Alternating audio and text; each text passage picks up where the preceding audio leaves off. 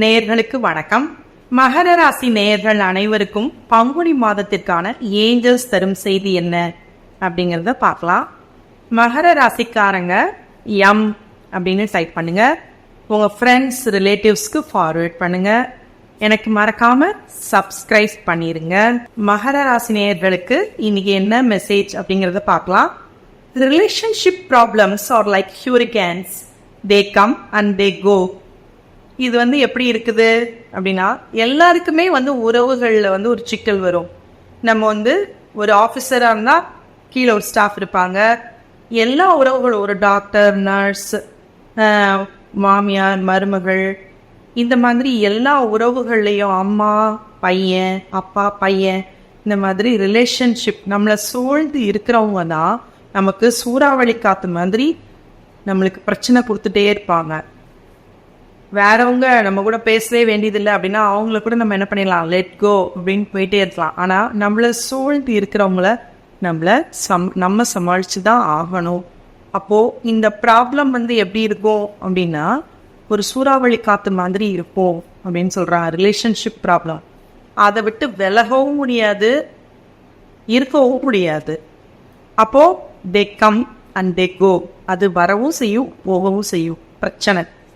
அப்போ அந்த பிரச்சனையை எப்படி நம்ம சமாளிக்கிறது அப்படிங்கிறது மகர ராசி நேயர்களுக்கு ரொம்ப ரொம்ப முக்கியம். நீங்கள் எப்படி சமாளிப்பீங்க அப்படின்னா, தூரத்தில் இருக்கிறவங்க அப்படின்னா நம்ம என்ன செஞ்சிடலாம், அவங்க பேசினாலும் ஒன்று தான், பேசலைனாலும் ஒன்று தான். ஆனால் பக்கத்தில் இருக்கிற ரிலேஷன் நம்ம கழுத்தை பிடிக்கிறாங்க, எங்கள் கழுத்தில் நெக்கு பெயின், இந்த நெக்கை இருக்காங்க அப்படி சொல்வீங்க. நம்மளால் என்ன செய்ய முடியாது, அவங்கள எப்படி சமாளிக்கிறதுனே தெரியாது. நமக்கு ரொம்ப கஷ்டமாக இருக்கும். அப்போது அன்பு அப்படிங்கிற அந்த லூப்ரிகேட் மூலமாக தான் நம்ம என்ன செய்ய முடியும், ஜெயிக்க முடியும். You must give love love love.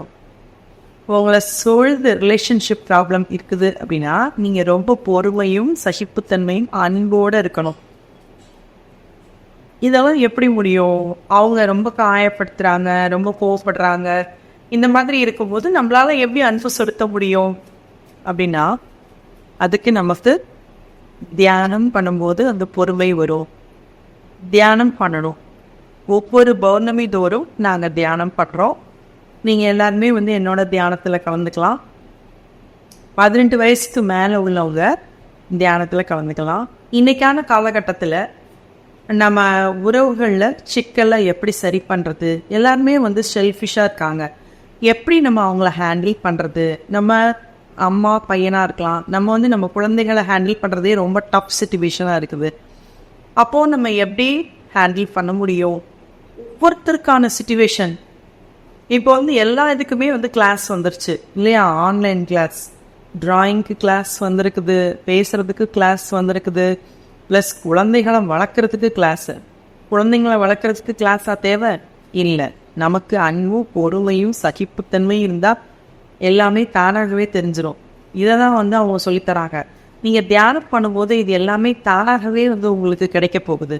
அப்போ தியானம் பண்ணுறதுக்கு எல்லாருமே யோசிக்கிறாங்க. தினமும் 15 நிமிஷம் 30 நிமிடம் உங்களுக்காக நீங்கள் ஒதுக்கணும். எக்ஸசைஸ் பண்ணணும், மூச்சு பயிற்சி பண்ணணும், ஒரு சின்ன தியானம் பண்ணணும். உங்களை நீங்களே செல்ஃப் ரியலைசேஷன் உங்களுக்கு நீங்களே உணரும் போது உங்களை சூழ்ந்து இருக்கக்கூடிய எல்லாருக்குமே என்ன கிடைக்கும், அன்பு, சந்தோஷம், கருணை, நிம்மதி உங்களுக்கும் கிடைக்கும், மற்றவங்களுக்கும் கிடைக்கும். அப்போ உங்ககிட்ட இருந்து ஒளி பிரகாசமா மற்றவங்க கிட்ட போக முடியும். யாரெல்லாம் இந்த மகர ராசி நேயர்கள் பார்க்குறீங்களோ அவங்க எம் அப்படின்னு டைப் பண்ணுங்க. தேங்க்யூ.